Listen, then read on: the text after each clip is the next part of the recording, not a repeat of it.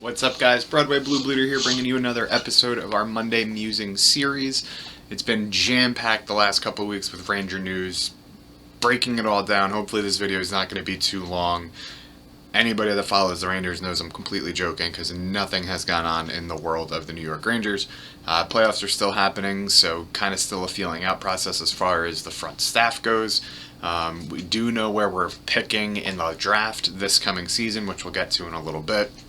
But again, really not much happening at this point. I have been doing some New York Rangers report cards over on my BroadwayBlueBleeder shorts page.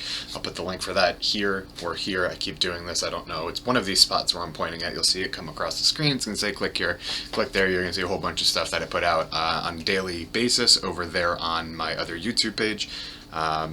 Also, again, I do have my Instagram, Facebook, Twitter, and my own website. You can find that at BroadwayBlueBleeder.com.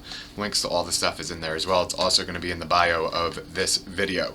So let's dive in. Like I said, not much really going on in the world of the Rangers. They did interview Gerard Gallant for the second time as head coach.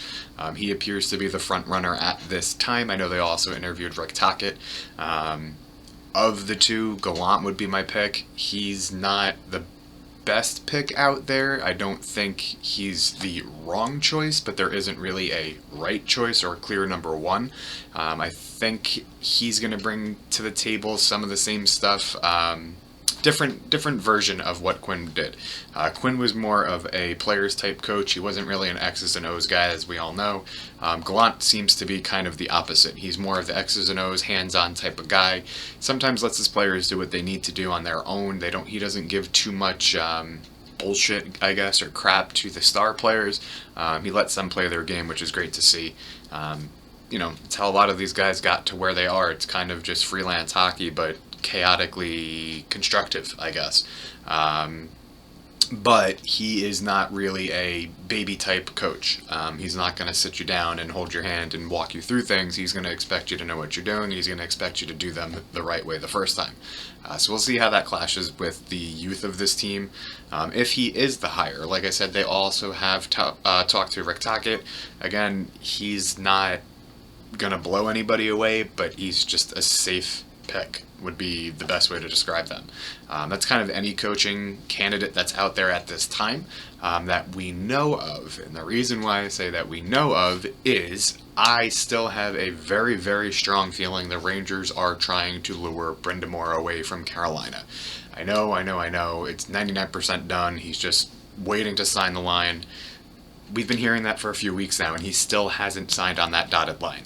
I think he's making $2 million right now in Carolina. He made a bunch of money playing. He's not really worried about the money. I think he's more worried about his coaching staff getting taken care of and sticking together.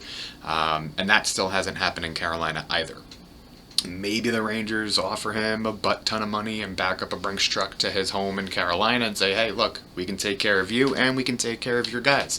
If you don't want, X amount of money per year from us, we can take some of that away from you, give it to your guys, have them all come with you. I find it really, really interesting that they also let one of I think it's their assistant coach, interview for a head coaching job. Where is he interviewing for that head coaching job? Maybe it's in New York and we just don't know it yet.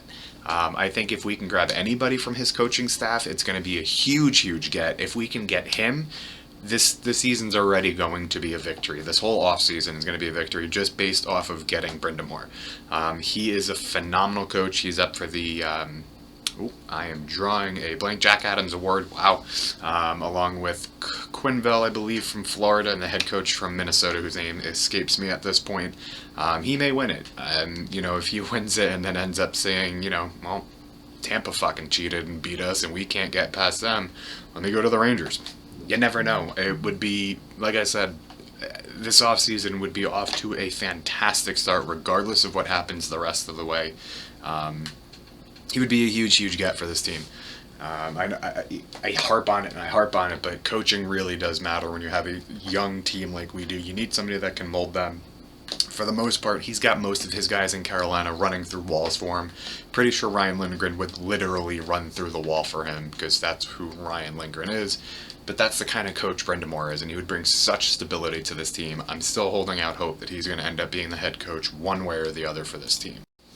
So, that's where we're at with the head coaching. I really thought, I'm drawing a blank on his first name, Sullivan from Pittsburgh might have been a candidate to get fired, let go, and it was another first round exit for the Penguins, as we all know at this point. But they kept Sullivan around for another year. Like I said, he might not have been Mike Sullivan. There it is. He might not have been Brindamore-esque, but I think he would have been better than Gallant. Would have been better than most of the other candidates that are out there for this team. But again, still with Pittsburgh, so you got to cross him off the list. I don't know. Maybe a head coach is signed. I want to say within the next week or two. The entry draft is coming up in July. You kind of want to get your guys going before then. You want to know the state of the franchise, what the head coach is thinking, who they're going to look at in free agency. Also, we have the expansion draft that's happening in July.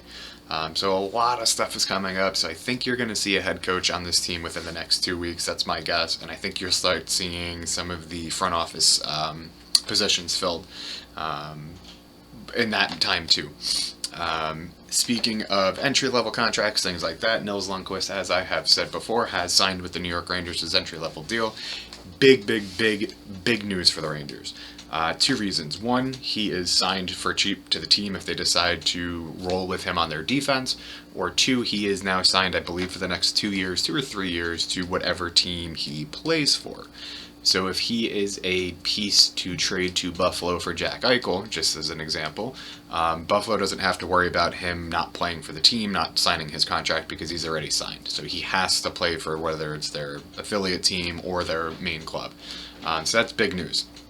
I don't know if he is going to be a part of the trade if he does go to Buffalo for Eichel, or if we do trade for Eichel. They may be looking at some of our other players. I know Brendan Schneider's defense playing very well. I think he won one of the trophies down in the OHL for his play.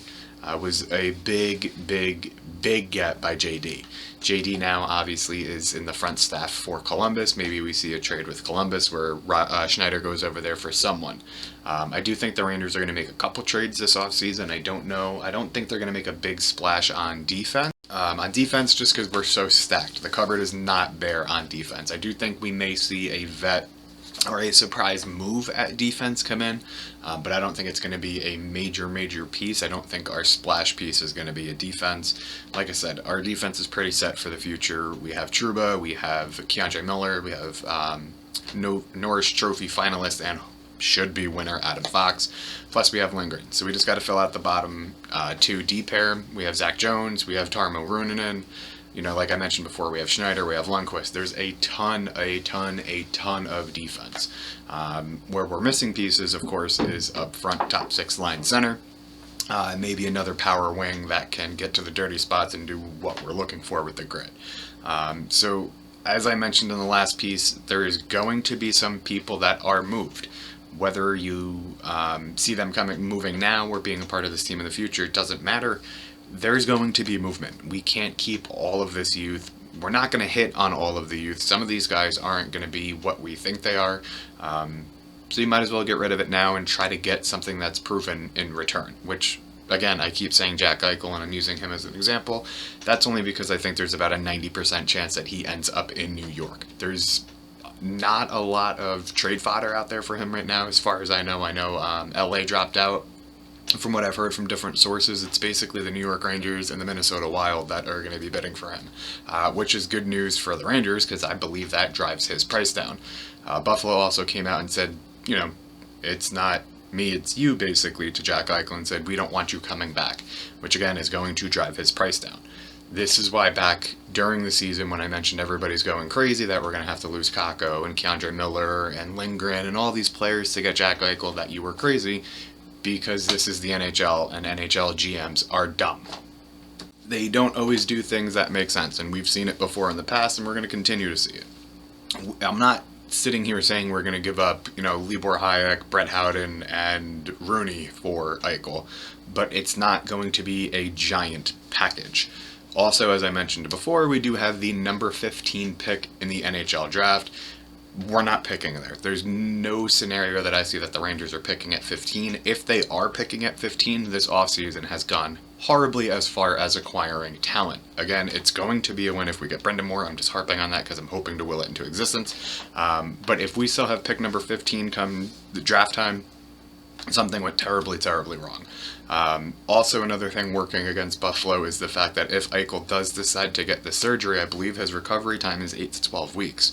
We are going to be just about 3 months out from the start of the season next week, or in 2 weeks. So if Eichel's going to get traded, it's going to be before the draft. It's got to be probably within the next 2 weeks because the team acquiring him wants to make sure he's out there on the ice come opening night. You can't give up the talent you're going to give up and not have your trade piece be out there opening night. So it's kind of crunch time. This is why I'm saying I think we're going to sign a coach, we're going to get the front office staff figured out, and we're going to start making some moves before the draft. We do have the expansion draft. We haven't gotten the list of who's protected yet. I believe that's due next week or the week after. I'm expecting to see...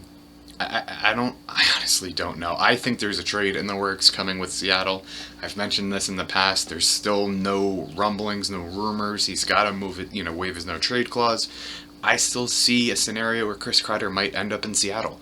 Kind of one of those salary dump type trade that works out for Seattle and us. That's just my thought on it. I mean, there's just no room on this roster for him, and I'd rather not lose a guy like Buchnevich or Kakko or Loft. Not that Loft's really going anywhere. Lose Kreider before we lose them. I've harped on his contract. It's not a great contract. It's a miss by JD. Way too much money for a player that's way too old, and the fact that he's putting a no movement clause in for the first 4 years was not a smart choice. I think the Rangers kind of have to sit down with Kreider, tell him, hey, listen, this is the direction we're going. Your playing time's decreased. You already saw it last season. He was playing on the third line. He was playing on the fourth line. He's got to get off power play one. They have to get the kids some time in there if they want them to develop the way they're supposed to be. Kakko is going to be great, I think, on the power play. He's that big body presence that he can kind of fill in for Chris Kreider in front of the net. And then you get Laffy up there as well, and it's going to be a different power play. But he's kind of blocking these kids from growing at this point. We also have Vitaly Kravtsov, who I, again, don't think is going to be here if we are making that trade for the number 1 center or number 2 center. Filipino's also there that we have to figure out what's going on with him. Is he a center? Is he a wing? Is he a trade piece this offseason? Do we move him and try to keep Strome maybe for the third? I don't think that's what's going to happen because Strome's going to wind up being too expensive as a third-line center, but you never know. Crazier things have happened. But this roster is not set in stone. There are going to be some players that are moved that are going to upset people, hurt people. Similar maybe to the Zook trade. I don't know. There's not that many people left on this team that people are that attached to, but it's not going to be an easy offseason if we have to acquire talent the way we want to. The other thing people are worried about is what happens if Jack Eichel turns around once he gets traded and goes, yeah, you know what, maybe I don't need that surgery, I'll just rehab it. I kind of think that might be what happens, but I don't know. I'm not a doctor. I don't know exactly what's wrong with his neck. I believe the surgery that he's going to have is to get an artificial disc inserted, but we'll see. It'll be interesting. I do really, really do think Jack Eichel will be in Broadway during our first game for the New York Rangers come opening night, and it's not going to be at the expense of Zibanejad. I think a lot of people are confused and say that, if they get Eichel, they can't keep Mika. They can. There's just going to be sacrifices in other spots. Again, some of this talent that's youth, that's young, they're not going to be here, and we might trade away the next All-Star Hall of Famer, but you know what? Maybe we get 3 cups out of it. I would make that trade every day of the week. There's just not a lot of room for this talent and this youth that we have right now. Nothing else has really happened. I'm going to go over the playoffs in a little bit. It's been quiet, so that's about as much info that I have as of this time. Like I said, I just wanted to put something out there and inform you guys my thoughts, what's going on, and just be prepared to see some interesting things this offseason. Hopefully it starts with the head coach announcement. Who knows? I'm still holding out hope that it's going to be him. Like I said earlier in the intro, do go check out my BroadwayBlueBleeder shorts. I do at least a daily video, 30 seconds, all your Ranger news. I've been doing Rangers report cards, which is getting a lot of a lot of love and a lot of like from you guys, which I really appreciate. Been loving doing that. I love that you guys love it. Shout out to my newest subscriber all the way from Australia. You are the man. I can't believe I reached that far. I love it, love it, love it. I've said this before in videos. I can't believe that I've been doing this for over 3 months and I still have people out there that are reaching out and listening to me and telling me that they're enjoying this stuff. Huge, huge, huge shout out to Blue Shirt again from Australia. I still can't believe that you're watching this. It's awesome. So thank you, thank you, thank you. Big thing I want to go over again, I haven't done it in a couple weeks, is the sin bin. The sin bin, for those that don't know, just a quick little topic about somebody that deserves to be in the penalty box for either bad play, bad decisions, stupid decision making, things that don't make sense along those lines. You know, pretty much like putting Libor Hayek out there anytime or signing Jack Johnson. Those are all sin bin type moves. And my sin bin for this episode is going to be the Department of Player Safety. Again, because they don't know what the fuck they're doing. As we all know, Tom Wilson nearly killed Artemi Panarin and got nothing from it. Playoffs started, Ryan Reeves throws down, I believe it was Graves, to the ice, kind of cheap shot, chokes him out, punches him while he's down. He gets a suspension. Then we get the Winnipeg-Montreal game. Brendan Scheifele, halfway from the other side of the continent, decides to skate down as fast as he can, lays out the poor Montreal player that's not even paying attention, trying to score an empty netter to put his team ahead, and he gets 4 games. Department of Player Safety has no idea what they're doing. You know, the reason it's gotten this far, I still think, is because of the entire Tom Wilson incident. People saw that, players saw that, said, oh, I can get away with doing this because look at Tom Wilson. He's worse than me. He's got more of a history than I do. I've got no history. I'm not going to get in trouble. And they're getting in trouble. Something has to be done. They have to figure it out. They have to put guidelines out there that are clear and to the point. None of this shady shit that we don't know what's going on. They have to be more transparent. They have to let, the fans know what's going on and why they're making the decisions they're making. So for the second time since I've been doing the sin bin, congratulations, Department of Player Safety. You're a fucking joke. Eastern Conference Finals. Who do we want to win? Everybody's probably saying Tampa Bay right now. Maybe you're saying the Islanders. Here's the thing. If you're rooting for the New York Islanders to win and you're a New York Rangers fan, you're probably not a New York Rangers fan. There's not a single diehard fan that I know that would ever root for the Islanders to win anything. They are our biggest rival. How can you root for them? So that leaves Tampa, right? Well, Tampa's a bunch of fucking cheaters. So, no, I hope none of them win. I hope something happens and they wind up playing the Western Conference teams for the Stanley Cup. Because that's the only way that we as Ranger fans can win. Of the two, hopefully Tampa moves on. Hopefully they lose in the finals. But I never want to hear any Ranger fan claim they're a Ranger fan and that they're rooting for the Islanders to win. No, just not happening. Get the fuck out of here. As far as the playoffs go, I still think Vegas is going to be the one that wins it. It's going to be pretty interesting that they're such a young team, such a new team to the league, and they're in the Stanley Cup Finals potentially again. But they got to take care of Montreal. And like I said, we got Tampa and the Islanders. I think that game's actually happening now. Hopefully the Tampa is winning at this point. But like I said, guys, I really appreciate all the love. We're going to try to get some more info out there as it comes in. Do keep an eye on my BroadwayBlueBleeder shorts page. That's where any breaking news is going to go up first. If anything happens during the week, big news, big breakdowns, I'm probably going to do YouTube live. I'll let you guys know if that's going to happen and when it'll happen. Let me know if you want to do some of that. We can do some live question and answers from chat as well, which I think will be great. Want to get in touch with some of you guys that have been subscribing, give a little back as much as I can. Continue subscribing, continue liking, comment, share the shit out of the stuff. I think, like I said in my last video, I'm going to do a giveaway once we hit 100 subscribers. It's going to be huge, not huge giveaway because I'm a lonely man here, but chill. We'll do something nice. Hopefully we can get there soon. Like I said, BroadwayBlueBleeder.com for the website. You can find all the links there. Also, all the links will be in the description for this video as well. And until next time, hopefully some interesting shit happens this week. See you guys.